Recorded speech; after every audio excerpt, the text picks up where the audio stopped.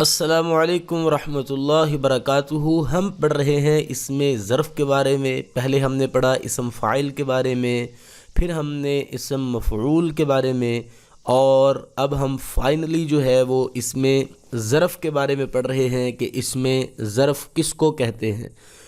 اسم ظرف جو ہوتا ہے یہ اس سے کیا مراد ہے، آئیے دیکھتے ہیں کہ اسم ظرف سے کیا مراد ہے۔ اسم ظرف ایسا اسم ہوتا ہے کہ جس میں کسی کام کے وقت اور جگہ کو ظاہر کیا جائے، اس کو اسم ظرف کہتے ہیں۔ اور ثلاثی مجرد سے اسم ظرف کے وزن کون سے ہیں؟ دو وزن ہم نے پڑھے، مفعل اور مفعل۔ ٹھیک ہے، میم کے اوپر زبر ہے اور آخر پر جو ہے وہ پیشے ہیں دو، اور عین کے اوپر کبھی زبر آ رہی ہے کبھی زیر آ رہی ہے، تو یہ دو اوزان آپ کہہ لیں، تین حرفی یعنی ثلاثی مجرد سے جو بنتے ہیں۔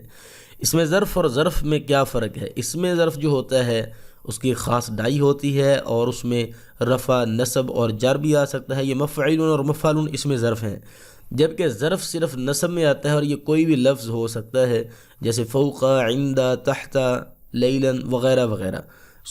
یہ تھا اس میں ظرف کا مختصر سا تعارف۔ اب ہم چلتے ہیں قرآنی مثالوں کی طرف۔ سب سے پہلی مثال جو ہمارے پاس ہے وہ ہے مشعر والی۔ فاذکروا اللہ عند المشعر الحرام، مشعر حرام کے پاس ذکر الہی کرو۔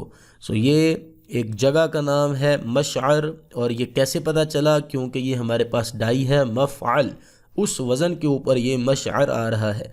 تو اب ہم پورے اس کے ترجمے کو سیکھنے کی کوشش کرتے ہیں۔ فا جو ہوتی ہے یہ ساتھ اضافی ہوتی ہے، اس کا مطلب ہوتا ہے پس یا تو۔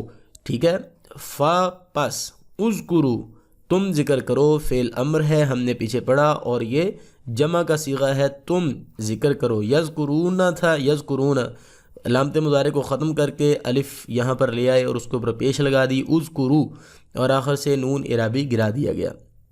فاذکروا اللہ، تم ذکر کرو۔ اللہ کس کا ذکر کرنا ہے؟ اللہ تعالیٰ کا۔ تو یہاں پر لفظی اللہ پھر آٹومیٹیکلی مفعول ہوا۔ ایک تو ترجمے سے پتہ چلا، اور دوسرا یہ آخر پر جو زبر ہے، حالت نصب ہے اس سے پتہ چلا۔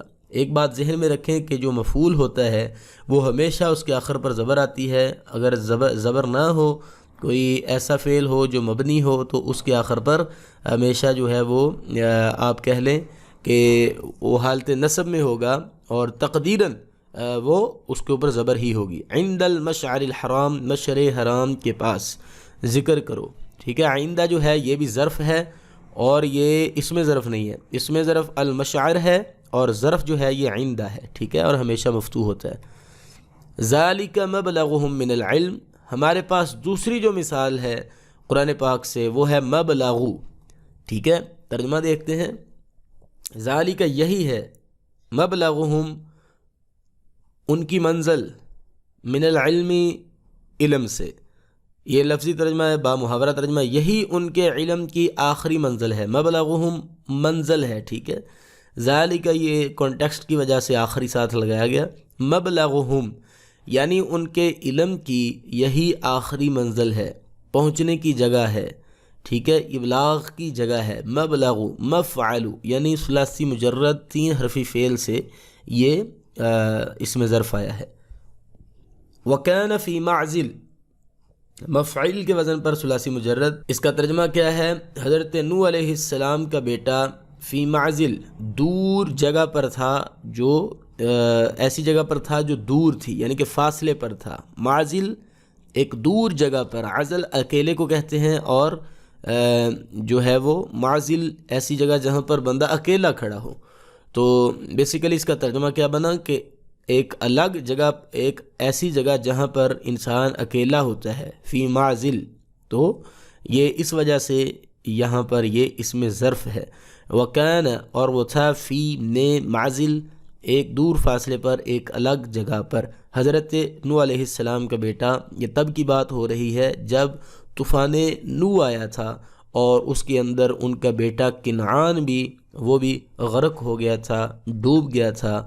تو یہ تھا اس میں ظرف ہم نے آج پڑھا۔ تو امید کرتے ہیں انشاءاللہ آپ کو ہماری یہ ویڈیو پسند آئی ہوگی۔ تو اگر پسند آئی ہے تو ہمارے چینل کو بھی سبسکرائب کیجئے، اور اسی طرح مزید اچھی ویڈیوز آپ کو ہماری ملتی رہیں گے انشاءاللہ۔ ملتے ہیں نیکسٹ ویڈیو میں، ہمارے ساتھ رہیے گا۔ السلام علیکم ورحمۃ اللہ وبرکاتہ۔